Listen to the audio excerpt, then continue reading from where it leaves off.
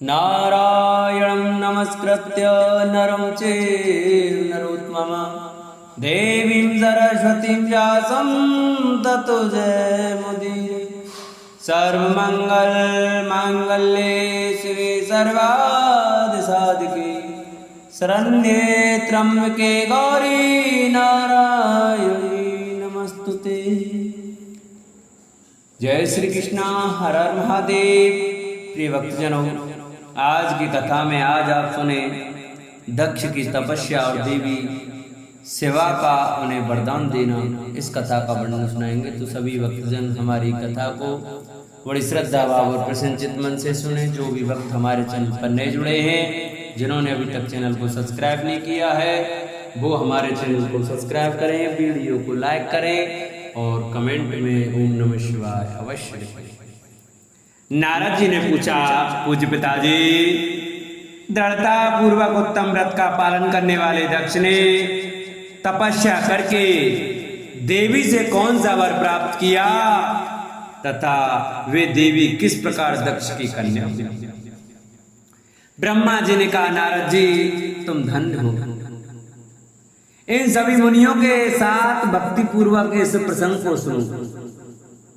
मेरी आज्ञा पाकर उत्तम बुद्धि वाले महाप्रजापति दक्ष ने क्षीर सागर के उत्तम तट पर स्थित हो देवी जगदम्बिका को पुत्री के रूप में प्राप्त करने की इच्छा तथा उनके प्रत्यक्ष दर्शन की कामना लिए उन्हें हृदय मंदिर में विराजमान करके तपस्या प्रारंभ की। दक्ष ने मन को संयम में रखकर दृढ़ता पूर्वक कठोर व्रत का पालन करते हुए सोच संतोष आदि नियमों से युक्त हो 3000 दिव्य वर्षों तक तप किया। वे कभी जल पीकर रहते, कभी हवा पीकर और कभी सर्वथा उपवास करते थे। भोजन के नाम पर कभी सूखे पत्ते चबा लेते थे। मुनि श्रेष्ठ नारद तदंतर यम नियम आदि से युक्त हो जगदम्बा की पूजा में लगे हुए दक्ष को देवी शिवा ने प्रत्यक्ष दर्शन दिया। जगन्मयी जगदम्बा का प्रत्यक्ष दर्शन पाकर प्रजापति दक्ष ने अपने आप को कृतकृत्य माना। वे कालिका देवी सिंह पर आरूढ़ थी। उनकी अंग कांति श्याम की थी, मुख बड़ा ही मनोहर था। वे 4 भुजाओं से युक्त थी और हाथों में वरद, अभय, नील कमल और खड़ग धारण किए हुए थी। उनकी मूर्ति बड़ी मनोहारिणी थी। नेत्र कुछ कुछ लाल थे। खुले हुए केस बड़े सुंदर दिखाई देते थे। खुले हुए केस बड़े सुंदर दिखाई देते थे। उत्तम प्रभा से प्रकाशित होने वाली उन जगदम्बिका को भली भांति प्रणाम करके दक्ष विचित्र वचना वलियों द्वारा उनकी स्तुति करने लगे। दक्ष ने कहा, जगदम्ब महामाये जगदीशे महेश्वरी, आपको नमस्कार। आपने कृपा करके मुझे अपने स्वरूप का दर्शन कराया है। भगवती आधे मुझ पर प्रसन्न हुई, शिव रूपिणी प्रसन्न हुई, भक्त वरदायिनी प्रसन्न हुई, जगन्मान्य आपको मेरा नमस्कार है। ब्रह्मा जी कहते हैं, मुने संयत चित्त वाले दक्ष के इस प्रकार स्तुति करने पर महेश्वरी शिवा ने स्वयं ही उनके अभिप्राय को जान लिया। तो भी दक्ष से इस प्रकार कहा, दक्ष तुम्हारी इस उत्तम भक्ति से मैं बहुत संतुष्ट हूं। तुम अपना मनोवांछित वर मांगो, तुम्हारे लिए मुझे कुछ भी अदे नहीं है। जगदम्बा की यह बात सुनकर प्रजापति दक्ष बहुत प्रसन्न हुए और उन सेवा को बारंबार प्रणाम करते हुए बोले। दक्ष ने कहा, जगदम्बा महामाये, यदि आप मुझे वर देने के लिए उदत है तो मेरी बात सुनिए और प्रसन्नता पूर्वक मेरी इच्छा पूर्ण कीजिए। मेरे स्वामी जो भगवान शिव है, वे रुद्र नाम धारण करके ब्रह्मा जी के पुत्र रूप से अवतीर्ण हुए हैं। वे परमात्मा शिव के पूर्ण अवतार हैं, परंतु आपका कोई अवतार नहीं हुआ। फिर उनकी पत्नी कौन होगी? अब शिवे आप भूतल पर अवतीर्ण होकर उन महेश्वर को अपने रूप लावण्य से मोहित कीजिए। देवी, आपके सिवा दूसरी कोई स्त्री रुद्रदेव को कभी मोहित नहीं कर सकती।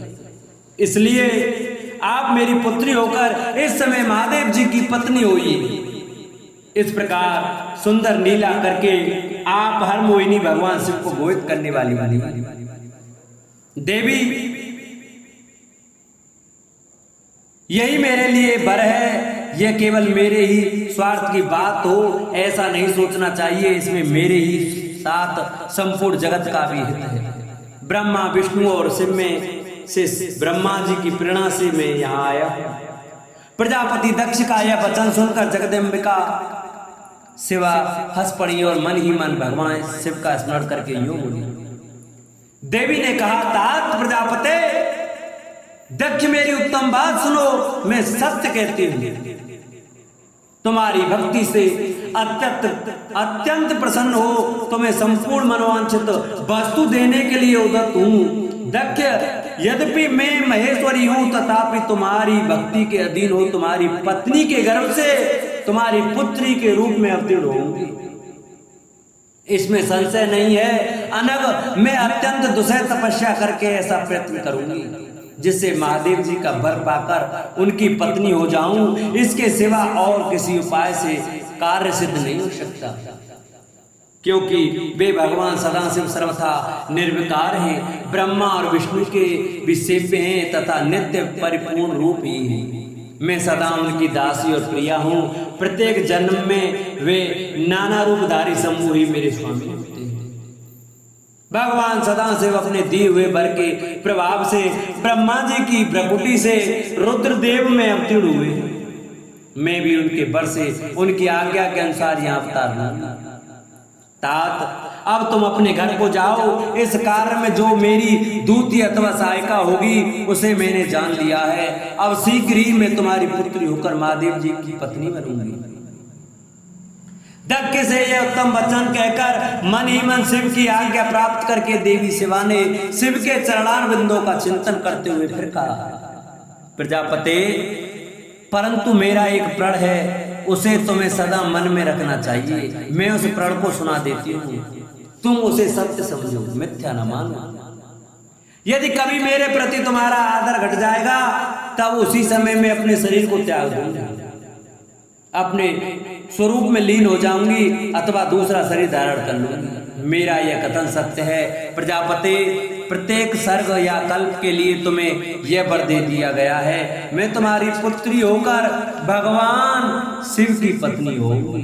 मुख्य प्रजापति दक्ष से ऐसा कहकर महेश्वरी शिवा उनके देखते देखते वही अंतर्धान हो गए।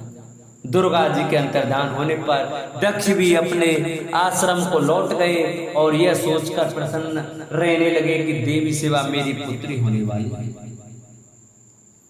ब्रह्मा जी की आज्ञा से दक्ष द्वारा मैथुनी सृष्टि का आरंभ अपने पुत्र हर्षवों और सबलाशवों को निवृत्ति मार्ग में भेजने के कारण दक्ष का नारद को शाप देना। ब्रह्मा जी कहते हैं, नारद, प्रजापति दक्ष अपने आश्रम पर जाकर मेरी आज्ञा का हर्ष भरे मन से नाना प्रकार की मानसिक सृष्टि करने लगे। उस प्रजा सृष्टि को बढ़ती हुई न देख प्रजापति दक्ष ने अपने पिता मुझ ब्रह्मा से कहा। दक्ष बोले, ब्रह्मन, तात प्रजानाथ प्रजा बढ़ नहीं रही है। प्रभु, मैंने जितने जीवों की सृष्टि की थी वे सब उतने ही रह गए हैं। प्रजानाथ में क्या करूं? जिस उपाय से ये जीव अपने आप बढ़ने लगे वह मुझे बताइए, तदनुसार मैं प्रजा की सृष्टि करूंगा, इसमें संशय नहीं। ब्रह्मा जी ने मैंने कहा, तात प्रजापति दक्ष, मेरी उत्तम बात सुनो और उसके अनुसार कार्य करो। सुरश्रेष्ठ भगवान शिव तुम्हारा कल्याण करेंगे। प्रजेश प्रजापति, पंचजन बीरड़ की जो परम सुंदरी पुत्री अश्विनी है उसे तुम पत्नी रूप में ग्रहण करो। स्त्री के साथ मैथुन धर्म का आश्रय ले तुम पुनः इस प्रजा सर्प को बढ़ाओ। अश्विनी जैसी कामिनी के गर्भ से तुम बहुत सी संतान उत्पन्न कर सकोगे। तदंतर मैथुन धर्म से प्रजापति की उत्पत्ति करने के उद्देश्य से प्रजापति दक्ष ने मेरी आज्ञा के अनुसार बीरड़ प्रजापति की पुत्री के साथ विवाह किया। अपनी पत्नी बीरणी के गर्भ से प्रजापति दक्ष ने 10,000 पुत्र उत्पन्न किए, जो हर्यश्व कहलाए। मुनि ये सबके सब पुत्र समान धर्म का आचरण करने वाले हुए। पिता की भक्ति में तत्पर रहकर वे सदा वैदिक मार्ग पर ही चलते थे। एक समय पिता ने उन्हें प्रजा की सृष्टि करने का आदेश दिया। तात तब वे सभी दक्षिणायन नामधारी पुत्र सृष्टि के उद्देश्य तपस्या करने के लिए पश्चिम दिशा की ओर गए। वहाँ नारायण सर नामक परम पावन तीर्थ है, जहाँ दिव्य सिंधु नद और समुद्र का संगम हुआ है। उस तीर्थ जल का ही निकट से स्पर्श करते उनका अंतःकरण शुद्ध एवं ज्ञान से संपन्न हो गया। उनकी आंतरिक मल राशि धुल गई और वे परमहंस धर्म में स्थित हो गए। दक्ष के वे सभी पुत्र पिता के आदेश में बंधे हुए थे, अतः मन को सुस्थिर करके प्रजा की वृद्धि के लिए वहां तप करने लगे। वे सभी सत्पुरुषों में श्रेष्ठ थे। नारद, जब तुम्हें पता लगा कि हर्यश्वगण सृष्टि के लिए तपस्या कर रहे हैं, तब भगवान लक्ष्मीपति के हार्दिक अभिप्राय को जानकर तुम स्वयं उनके पास गए और आदर पूर्वक यूं बोले, दक्ष पुत्र हर्यश्वगण, तुम लोग पृथ्वी का अंत देखे बिना सृष्टि रचना करने के लिए कैसे उद्यत हो गए? ब्रह्मा जी कहते हैं, नारद हर्यश्व आलस्य से दूर रहने वाले थे और जन्म काल से ही बड़े बुद्धिमान थे। वे सब के सब तुम्हारा उपयुक्त कथन सुनकर स्वयं उस पर विचार करने लगे। उन्होंने यह विचार किया कि जो उत्तम शास्त्र रूपी पिता के निवृत्ति परक आदेश को नहीं समझता, वह केवल रज आदि गुण पर विश्वास करने वाला पुरुष सृष्टि निर्माण का कार्य कैसे आरंभ कर सकता है। ऐसा निश्चय करके वे उत्तम बुद्धि और एक चित्त वाले दक्ष कुमार नारद को प्रणाम और उनकी परिक्रमा करके ऐसे पथ पर चले गए जहां जाकर कोई वापस नहीं लौटता। नारद, तुम भगवान शंकर के मन हो और मुने तुम समस्त लोकों में अकेले विचरा करते हो। तुम्हारे मन में कोई विकार नहीं है, क्योंकि तुम सदा महेश्वर की मनोवृत्ति के अनुसार ही कार्य करते हो। जब बहुत समय बीत गया, तब मेरे पुत्र प्रजापति दक्ष को यह पता लगा कि मेरे सभी पुत्र नारद से शिक्षा पाकर नष्ट हो गए, मेरे हाथ से निकल गए। इसमें उन्हें बड़ा दुख हुआ। वे बार बार कहने लगे, उत्तम संतानों का पिता होना शोक का ही स्थान है, क्योंकि श्रेष्ठ पुत्रों के बिछुड़ जाने से पिता को बड़ा कष्ट होता है। शिव की माया से मोहित होने से दक्ष को पुत्र वियोग के कारण बहुत शोक होने लगे। तब मैंने आकर अपने बेटे दक्ष को बड़े प्रेम से समझाया और सांत्वना दी। देव का विधान प्रबल होता है इत्यादि बातें बताकर उनके मन को शांत किया। मेरे सांत्वना देने पर दक्ष पुनः पंचजन कन्या अक्षिणी के गर्भ से सबलाश्व नाम के एक सहस्त्र पुत्र उत्पन्न किए। पिता का आदेश पाकर वे पुत्र भी प्रजा सृष्टि के लिए दृढ़ता पूर्वक प्रतिज्ञा पालन का नियम ले उसी स्थान पर गए जहां उनके सिद्धि को प्राप्त हुए बड़े भाई गए।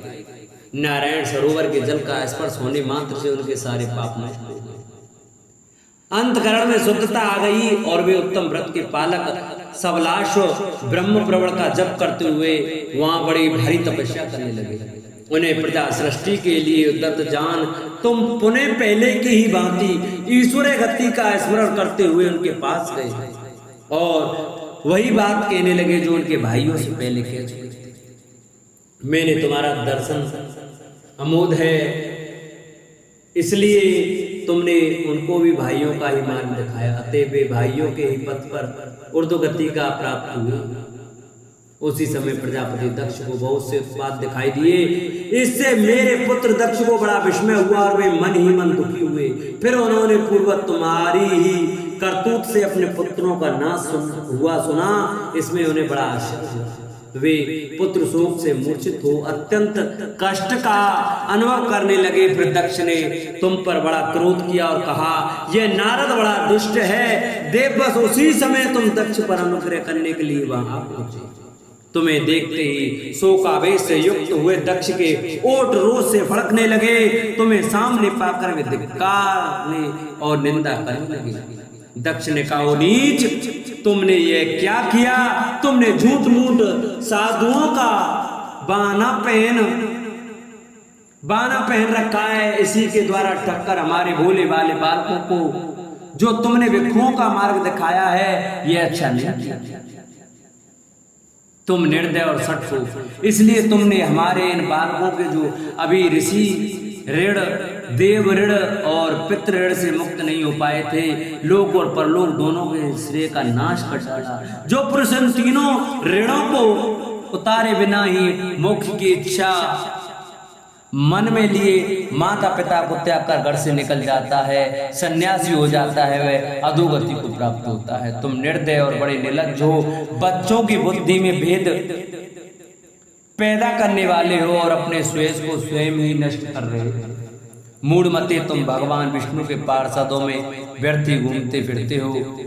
अधमाधम, तुमने बारंबार मेरा मंगल किया, तय आज से तीनों लोकों में विचरते हुए तुम्हारा पैर कहीं स्थिर नहीं रहेगा, अथवा कहीं भी तुम्हें ठहरने के लिए सुस्थिर ठौर ठिकाना नहीं मिलेगा। नारद, यदि तुम साधु पुरुषों द्वारा सम्मानित हो, तथापि उस समय दक्ष ने शोक वस्तु में वैसा साप दे दिया, वे ईश्वर की इच्छा को नहीं समझ सकते। शिव की माया ने उन्हें अत्यंत मोहित कर दिया था। मुने, तुमने उस साप को चुपचाप ग्रहण किया और अपने चित्त में विकार नहीं आने दिया। यही ब्रह्म भाव है। ईश्वर कोटि के महात्मा पुरुष स्वयं साप को मिटा देने में समर्थ होने पर भी उसे सह लेते हैं। बोलो शंकर भगवान की जय।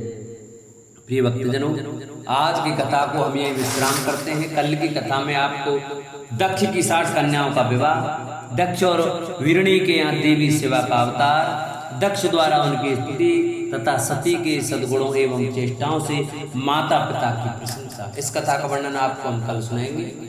तो सभी भक्तजन हमारी कथा को प्रतिदिन बड़ी श्रद्धा भाव और प्रसन्नचित मन से सुने। जिन्होंने अभी तक हमारे चैनल को सब्सक्राइब नहीं किया है, वो हमारे चैनल को सब्सक्राइब जरूर करें, वीडियो को लाइक करें, शेयर करें और कमेंट में ओम नमः शिवाय अवश्य लिखें।